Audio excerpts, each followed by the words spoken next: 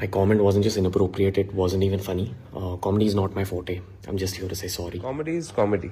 Comedy is to take you away from the reality and to make you have fun. जब मैं उस voice note को सुन रहा था तो उसमें क्लियरली ऐसा ही कहा गया है कि कॉमेडी की जो दुनिया है उसको कॉमेडी के अंदर ही रखिए, आप उस कॉमेडी को कॉमेडी की तरह ले।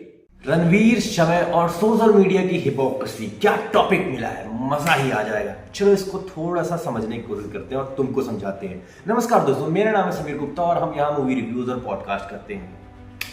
आज हम बात करेंगे एक बड़े विवाद की जिसने इंटरनेट पर तहलका मचा दिया है। रणवीर एंड समय का इंडियाज गॉट लेटेंट पर हुआ विवाद। क्या ये विवाद वाकई में इतना गंभीर था कि इस पर सोशल मीडिया का नया कैंसिल कल्चर चालू हो जाना चाहिए? I don't know. लेकिन दोस्तों, इस पूरे मुद्दे को समझने से पहले मैं आपसे एक सवाल पूछना चाहता हूं। क्या सोशल मीडिया पर सभी के लिए एक नियम कानून लागू होना चाहिए या सिर्फ चुनिंदा लोगों पर कार्रवाई करनी चाहिए? इस पर आपकी क्या राय है, मुझे कमेंट बॉक्स में बताइए। तो विवाद क्या हुआ उसके बारे में चर्चा करते हैं। रणवीर अलाहाबादी समय रैना के शो इंडियाज गॉट लेटेंट पर एक कंटेस्टेंट से एक ऐसा सवाल पूछ लेते हैं जो कुछ लोगों को नहीं, बहुत लोगों को आपत्तिजनक लगा।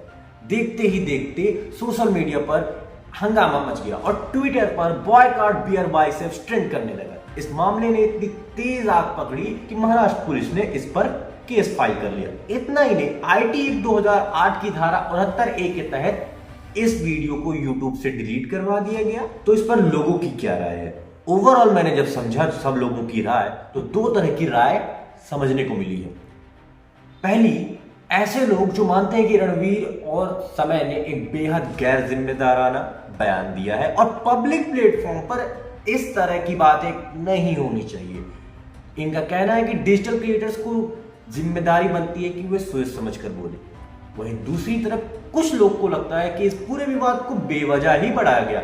उनका मानना है कि यह सिर्फ एक मजाक था जिसे मजाक की तरह लिया जाना चाहिए और इतना ज्यादा नहीं बहाना चाहिए। उनका मानना है कि यह सिर्फ एक मजाक था जिसे मजाक की तरह लेना चाहिए और इसे इतना ज्यादा बढ़ावा नहीं दिया जाना चाहिए। अब आप किससे सहमत हैं? क्या यह विवाद जरूरी था या बेफिजूल था? तो इस पर सरकार क्या कर रही है? बोले तो वहां की पुलिस ने केस दर्ज कर लिया और वीडियो को डिलीट करवा दिया है। सोचने वाली बात तो यह है कि एक वीडियो पर इतने जल्दी कार्रवाई हो जाती है, लेकिन जब सोशल मीडिया पर असली नफरत फैलाई जाती है तो वहां कोई कदम नहीं उठाया जाता। की पॉइंट, असली समस्या क्या है? असली समस्या अब आते हैं इस मुद्दे पर। इस पूरे विवाद से भी बड़ा है सोशल मीडिया पर सेलेक्टिव आउटरीच और हिपोक्रेसी। मैं आपसे सीधा सवाल पूछता हूं, जब कोई लड़की कोई डांस वीडियो करती है या फिर कुछ कपड़े पहनती है जो कि वेस्टर्न कल्चर के होते हैं, तब होता क्या है कि उसके और उसके परिवार को गंदी गंदी गालियां दी जाती है कमेंट बॉक्स पर। ये वही हरामजादे लौंडे हैं जो गालियां देते हैं।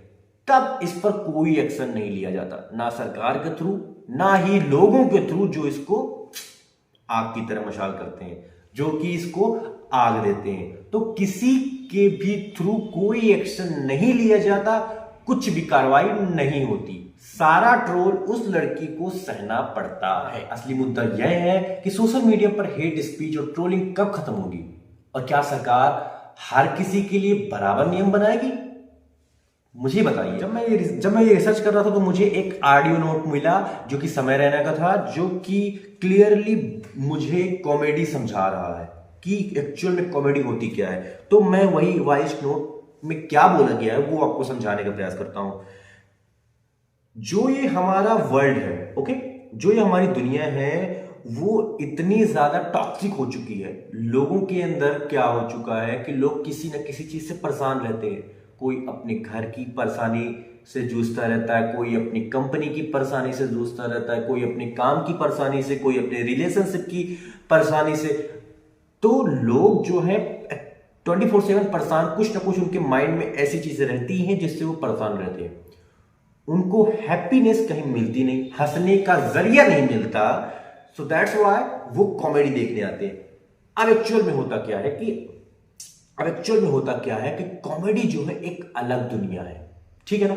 लेकिन कॉमेडी में जो कॉमेडी की जाती है उसके लिए जो स्क्रिप्ट होती है, उसके लिए जो सोचा जाता है वो हमारी दुनिया से ही सोचा जाएगा और कुछ उसमें फेर बदल करके और कुछ उसमें अपना फ्लेवर वो लोग ऐड करके उस कॉमेडी को पेश करते हैं आपके सामने एंड आप उस पर हंसते हो एंड यू फील लाइटेड। होता क्या है कि अगर कोई बंदा डिप्रेसिव है और डिप्रेशन के ऊपर कॉमेडी चल रही है तो क्या ये बंदा बुरा मान जाएगा? क्या इसे बुरा मानना चाहिए? No, not at all.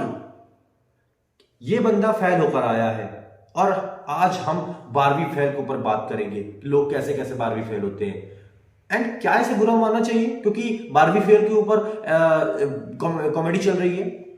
मैं चाइना गया था और मुझे वहां का फूड, वहां की लैंग्वेज एंड वहां के लोग जरा सा भी पसंद नहीं है, घंटा पसंद नहीं है। मैं वहां के लोगों को लेकर कॉमेडी बना दिया और बढ़ा और अपना फ्लेवर ऐड करके बहुत अच्छे से उसको सजा के आपके सामने पेश किया, आपने बहुत हंसा। तो क्या एक चाइना का बंदा बैठा तो उसको बुरा मान जाना चाहिए? नो, कॉमेडी का जो दायरा है वो एक अलग दुनिया है। आपकी रियल दुनिया और ये कॉमेडी की दुनिया इज अ डिफरेंट पार्ट। तो इसको इसी दुनिया के अंदर रखिए, इसकी चीजों को अपनी दुनिया में लाकर अपने दिमाग का दही मत कीजिए। तो जब मैं उस वॉइस नोट को सुन रहा था तो उसमें क्लियरली ऐसा ही कहा गया है कि कॉमेडी की जो दुनिया है उसको कॉमेडी के अंदर ही रखिए, उसको अपने मॉरल वैल्यूज में मत ऐड कीजिए कि इसने जोक मारा डिप्रेशन के ऊपर, मुझे डिप्रेशन है, मैं अफेंड हो जाऊंगा। ये कोई सेंस नहीं बनाता। It's not make any sense कि तुम्हें डिप्रेशन है और उसने डिप्रेशन पर ही जोक मार दिया एंड क्यों मारा? क्योंकि और कोई ऑप्शन नहीं है, क्योंकि चीजें यहीं से निकल कर यहां जाएंगी। समझ रहे हो? लोग इस चीज को नहीं समझ पा रहे हैं, लेकिन जब उसने समझाया, उस वॉइस नोट को जब मैंने सुना, वो बहुत क्लियरली विजिबल है कि आप कॉमेडी को कॉमेडी की तरह ले। Just I am saying. अब बारी आपकी है। क्या आपको लगता है कि समय रैना एंड रणवीर अलाहाबादिया के मामले में जो कार्रवाई हुई वो सोशल मीडिया के हर किसी हिस्से में होनी चाहिए? क्या हमें ट्रोलिंग और ऑनलाइन बदसलूकी के खिलाफ इतना बड़ा एक्शन देखने को मिलेगा? आपकी राय हमें कमेंट बॉक्स में बताइए और अगर आपको यह एपिसोड पसंद आया तो हमें अपने दोस्तों और परिवार वालों के साथ शेयर कीजिए। हम मिलते हैं अगले एपिसोड में, तब तक के लिए जय हिंद, वंदे मातरम।